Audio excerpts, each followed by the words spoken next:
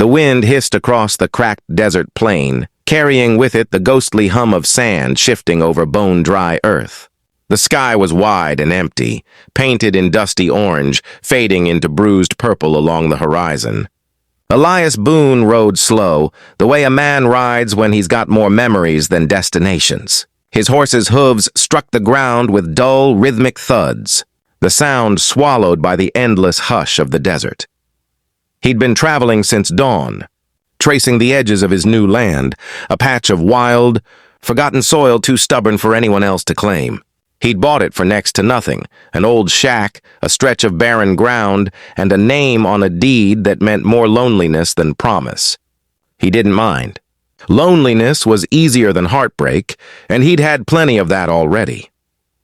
The sun dipped lower. Shadows stretched across the sand, twisting like black ribbons. That's when he saw it, a thin wisp of smoke rising where no smoke should be.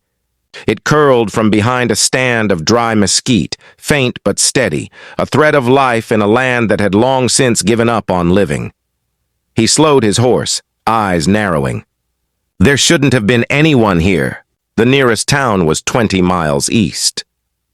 Elias guided his horse toward the smoke, his hand resting loosely on the worn handle of his revolver. Habit, not threat. Out here, habit was what kept a man breathing.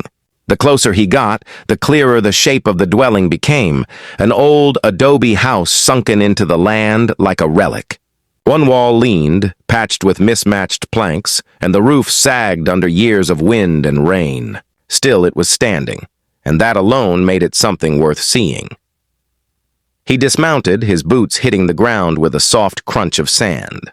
The air smelled faintly of wood smoke and boiled herbs. It was the smell of life, the kind that lingered when someone was fighting hard to keep it. "Hello, the house," he called, voice carrying over the wind. For a moment, nothing. Just silence. Then the faint scrape of movement inside, quick, nervous. The door cracked open, just enough for a face to appear. The woman who looked out was not what he expected. She was young, though weariness made her seem older. Her hair was black as coal and braided neatly down her back, her skin pale beneath a thin layer of dust. Her clothes were plain, a faded blue dress tied with a frayed ribbon, but her posture was proud, careful. Her eyes, dark and watchful, fixed on him with quiet alarm. "Please," she said softly, her accent lilting, unfamiliar but clear. "Please don't come inside." Elias blinked. "Ma'am?" Her voice trembled, but her eyes did not. "Go, don't come in here." He took a step forward, unsure whether he'd misheard. "I ain't here to bother you," he said. "Just saw smoke. Thought maybe someone needed help." She hesitated, her hand gripping the edge of the door. "No one can help me." There was fear in her tone, real fear.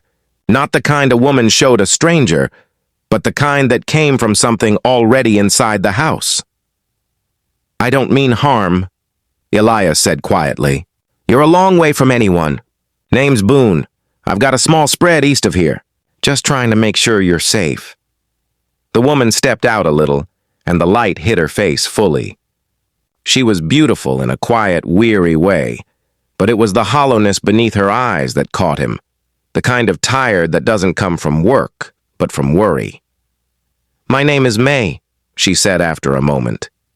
"My husband is gone, taken by the men who own this land. They said we owed money for using the river." Her voice cracked slightly at the last word, and Elias's chest tightened. He'd heard stories. Chinese settlers forced to labor for years, cheated of wages, driven from the land they'd worked. "I'm sorry to hear that," he murmured. May nodded once, as though expecting nothing more from him. "Please, Mr. Boone, it's better if you leave. I cannot have more death here." "Death?" he echoed, his brow furrowing. Before she could answer, a faint sound came from inside, a low, weak moan, almost like a child's cry. May turned sharply toward it, her face draining of color. "Someone's in there," Elias said quietly. "My son," she whispered. "He burns with fever. I have done all I can." He took a step toward the door, but she raised her hand quickly, blocking him. "No, you mustn't come in." The desperation in her eyes made him pause. The wind whipped through the yard, scattering sand across the doorway. "Ma'am," he said gently, "I know sickness. I've seen fevers take men fast. Let me help." Her lips quivered. "No one helps us.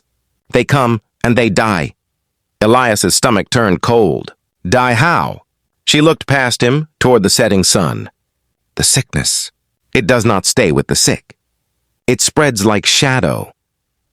For a long moment, neither of them moved. The air hung heavy with the scent of smoke and fear. Then Elias heard it again, the cough, ragged and wet. It wasn't the sound of death yet, but it was close. He looked back at May, her shawl drawn tightly around her shoulders. Behind her, he could see the faint flicker of lamplight and the small outline of a child lying on a low bed. "Ma'am," he said softly, "if that boy's still breathing, I won't stand by and let him die alone." She shook her head, tears welling. "You will die too." Elias sighed, his rough hand brushing the brim of his hat. "Then I'll die trying to help." For a second, something broke in her, hope or disbelief, he couldn't tell. The silence between them grew deep enough to swallow the wind. Finally, she stepped aside, her gaze dropping to the ground. "Then may heaven forgive us both," she whispered. Elias hesitated, his hand on the wooden frame. The door creaked under his touch, and the smell that met him was thick and sour, sickness, fear, and herbs. A small candle flickered inside, throwing shadows across the cracked adobe walls. May turned away, clutching her shawl.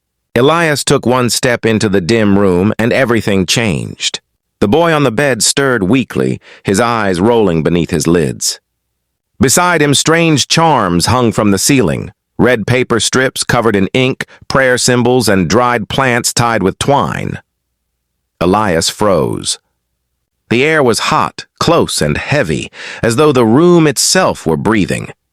And that was when he realized something was wrong. The shadows on the wall, there were too many.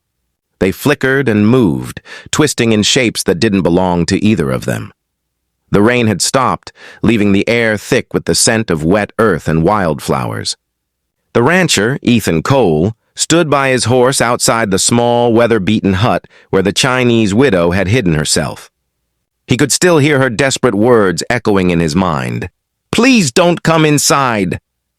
But something about the fear in her voice didn't sit right with him. It wasn't the kind of fear a woman had for a stranger. It was the kind that came from trying to protect something, or someone. He took off his hat, brushed back his damp hair, and looked at the half-collapsed fence around the place. The land hadn't seen care in months. Her husband, he'd heard, was long gone, killed in a mining accident a few counties over. Folks in town said the woman barely spoke, only came down to trade rice and herbs. Some called her the ghost widow. Ethan didn't believe in ghosts, but something about her cabin made even the wind whisper quiet. He cleared his throat. "Ma'am," he called softly through the door, "you don't have to be scared. I just came to make sure you're all right after the storm." No reply came. The wooden door shuddered with the wind. Inside, a dim flicker of lantern light moved. Then the faintest sound, a child coughing. Ethan's jaw tightened. That was it.